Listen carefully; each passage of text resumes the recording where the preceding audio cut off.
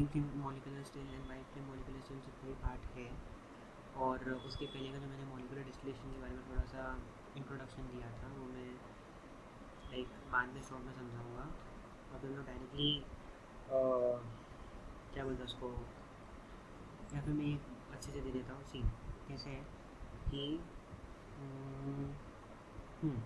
so molecular distillation is defined as a distillation process in which each molecule in the vapor phase travels mean free path and gets condensed individually without intermolecular collisions or application of vacuum. Correct है। सो molecular distillation में जैसे होता है कि molecules जो travel करते हैं ऐसे ट्रैवल करते हैं, इंडिविजुअली ट्रैवल करते हैं, जिससे क्या होता है कि हम लोग अपना मेन फ्री पार्ट जो है कवर करते हैं। मेन फ्री पार्ट का मतलब क्या है कि ऐसा एक पार्ट जो मॉलिक्यूल्स कवर करते हैं जिसमें they don't collide with each other. Correct है। अभी फिर हमने बोला है कि the substances to be distilled have very low paper pressures, examples are viscous liquids, oils, greases, राइसी materials and high molecular weight substances. These boil at very high temperatures. In order to decrease the boiling point of the liquids, high vacuum must be applied. So the vapor pressure above the liquid is much lower than that of the saturated paper in equilibrium. अच्छा ये वाला नहीं, तो तुम्हें मालूम पड़ना चाहिए कि हाई वैक्यूम अपने को अप्लाई करना है, जैसे कि अपन करते थे in distillation on the reduce pressure. ठीक है। अभी उसमें अपन हाई वैक्यूम तो अप्लाई नहीं करते थे, बट अपन खाली उसमें प्रेशर को रिड्यूस करते थे। यहाँ पर लोग अच्छा खासा वैक्यूम लगा रहे हैं, और यहाँ पर क्योंकि लो प्रेशर है तो मॉलिक्यूल ज़्यादा इधर उधर भागेंगे नहीं, एक ही स्ट्रेट लाइन में ट्रैवल करेंगे, एंड ये उनकी संभावना ज़्यादा बढ़ जाती है कि वो instead of colliding with each other वो डायरेक्टली जाके कंडेंसर से टकराएंगे। ठीक है। अभी एप्लीकेशन में एप्लीकेशन नहीं, अपन पहले हाँ फिर ये मीन फ्री पाथ का फॉर्मूला देख लेते हैं, एंड फिर उसी बेसिस पर लिखने का है कि डायरेक्ट रिलेशनशिप किसके बीच में है। जैसे कि अभी दिख रहा है ना कि gamma is in direct relationship with eta. ठीक है ना। फिर gamma is in inverse relationship with density, तो वो सब मालूम होना चाहिए। देन फॉलिंग फ्लेम इवेपोरेटर का प्रिंसिपल तो अपन ऑलरेडी कर चुके हैं। कंस्ट्रक्शन में क्या करना पड़ेगा कि vessel is diameter of 1 metre, तो जो वेसल जो अपना पूरा वेसल जो है वो 1 मीटर का है। The walls of the vessel are provided with suitable means of heating jacket. Correct. The walls of the vessel, अभी ये वेसल की बात कर रहा हूँ मैं, ये पूरे वेसल की बात नहीं कर रहा हूँ। This is the vessel that I am talking about. Yes, this is the vessel जो रोटेट करेगा इन शॉर्ट। तो लाइक रोटेट नहीं, सॉरी जो अपना ये पूरा वेसल की बात कर रहा हूँ, सॉरी बोला मैंने, ये पूरा वेसल की बात कर रहा हूँ, और ये जैकेट है अपनी। करेक्ट है। तो अभी जो ये पूरा जो वेसल है वो 1 मीटर का है, उसको जैकेट भी है जिसमें अपन स्टीम डालेंगे obviously. Wipers are provided adjusting to the vessel wall. Wipers are connected to rotating head through a rotor. The condensers are arranged very close to the wall. Evaporating surface, wall को हम evaporating surface भी बोलेंगे यहाँ पर। Vacuum pump is connected to a large diameter pipe at the center of the vessel. Provisions are made for collecting the distillate and undistilled liquid residue at the bottom. So we have a vacuum pump connection as well. Correct है। Vacuum pump connection होना ज़रूरी है, because बता चुका हूँ vacuum pump connection क्यों चाहिए। Residue भी है वहाँ पर, प्रोडक्ट भी है। So what are we actually eyeing for. हम क्या करेंगे, ये तो अपन ने बता दिया कि भाई हमारे पास जो वेसल है वो 1 मीटर का है, उसको जैकेट भी हमने प्रोवाइड करके रखा हुआ है, उसको वाइपर भी है, वाइपर रोटेट करेगा, ऊपर रोटर प्रोवाइड करके रखा हुआ है, फीड ऊपर है, रेजिड्यू नीचे से निकलेगा, प्रोडक्ट नीचे से निकलेगा, और वैक्यूम पंप कनेक्शन हमने मतलब बीच में किया हुआ। अब समझ में आ रहा है कुछ कुछ। तो ये जो मेरा कंडेंसर है वो बीच में प्रेजेंट है, ऐसे कैन सी है।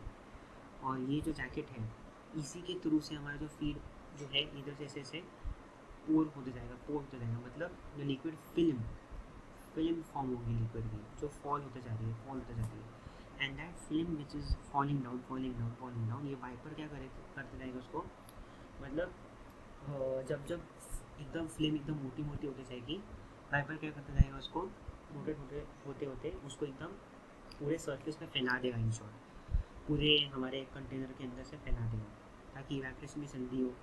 करेक्ट है। तो ठीक है, उस हिसाब से मैंने बात की बराबर।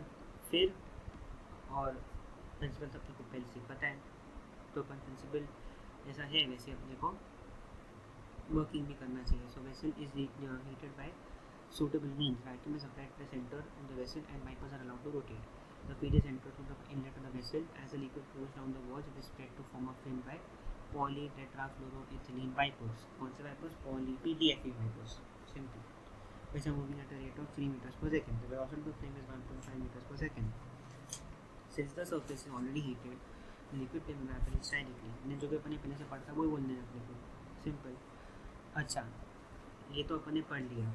अभी इसका लाइक मॉलिक्यूलर फिल्म जो हमने पढ़ा है उसका एज अ होल, ठीक है, एज अ होल अगर एप्लीकेशंस की बात करें तो हम लोग किसके लिए यूज़ कर सकते हैं इसको? Molecular distillation is used for the purification and separation of chemicals of low vapor pressure. Purification of chemicals such as triglyceride phosphate. More frequently used in refining of fixed oils. Vitamin A is separated by fish liver oil.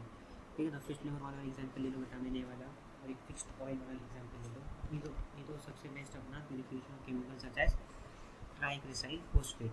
तो purification of triglyceride phosphate ले लो, fixed oil ले लो, और ये vitamin A का fish liver oil से निकालने का सेपरेशन का प्रोसेस का एग्जाम्पल लिख ले लो. हो गया एप्लीकेशन. समझ में? तो ट्राइग्लिसराइड फॉस्फेट तो हो गया. हाँ, this is application for both falling flame evaporator and your centrifugal molecular evaporator. समझ में? सेंट्रीफ्यूगल मॉलिक्यूलर एवापोरेटर भी खाली कंस्ट्रक्शन डिफरेंट है, बाकी वर्किंग प्रिंसिपल तो सेम ही रहेगा. करेक्ट.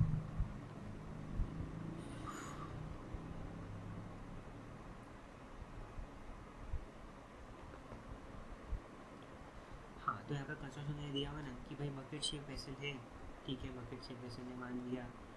अच्छा किधर है? हाँ, ये बकेट शेप वेसल हो गया. करेक्ट. फिर हमारे पास यहाँ पर कंडेंसर भी प्लेस्ड है, हीटर भी प्लेस्ड है. वैक्यूम रादर जो हम लोग बीच में ला रहे थे, अगर बीच में नहीं होगा ऊपर से होगा. Okay. And again the product feed is like that only. सही, प्रोडक्ट फीड नहीं, प्रोडक्ट रेसिड्यू सेम ही है जैसा हमने पहले रखा था. पहले भी प्रोडक्ट का रेसिड्यू नीचे ही कर रहा था. करेक्ट है. तो अभी हम लोग क्या बोल रहे हैं? It is rotated at a high speed. हाँ, diameter of about 1 to 1.5 metre same, और रोटेट करना पड़ेगा हम लोग किसको? वेसल को. करेक्ट है. वेसल को अभी रोटेट करते हैं तो जो अंदर का लिक्विड रहेगा, जो अंदर बकेट में फिल्ड है, वो ऑब्वियसली ऊपर उठेगा. करेक्ट है. और ऊपर उठने की वजह से क्या हो जाएगा? ऑलरेडी बकेट हमारे वॉल्स बकेट के हीटेड है, और क्योंकि सेंट्रीफ्यूगेशन हो रहा है तो एक फिल्म फॉर्म हो जाएगी, पतली सी चादर फॉर्म हो जाएगी लिक्विड की. फिर तो अपना इवेपोरेशन चालू मतलब अपना इवेपोरेशन चालू मतलब अपना अपना क्या बोलते हैं उसको, मॉलिक्यूलर वो जो हो रहा है वो भी चालू. समझ में? Then vacuum pump is connected to the entire vessel at the top. Yes, ठीक है. मान में तो मैंने बात कर ली, ठीक है. फिर वर्किंग का तो वही है, सिंपल सी बात है जो मैंने पहले से पढ़ा हुआ है.